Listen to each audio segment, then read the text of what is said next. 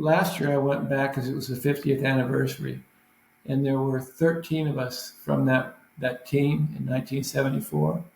And the one thing that was consistent when we were telling stories was how patient of a person Henry was and how he was so quietly a stud. You wouldn't even know that Henry was on the bench until he'd say, "Get me to the plate, guys. This game is over."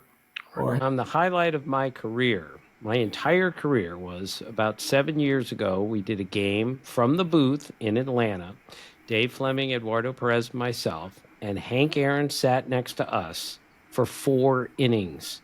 We got an hour and a half sitting next to Hank Aaron calling a game. I stopped keeping score, Tom, because I didn't care about the game anymore. I was so mesmerized sitting next to Hank Aaron. He was so funny. He was so charming. His recall was unbelievable. yeah, And at the end, I looked at Twitter. Never a good idea, Tom, to look at Twitter after you've called a game. But some guy wrote in and he said, if anyone ever looks at you the way that Tim Kurkjian looked at Hank Aaron tonight, you should marry that person.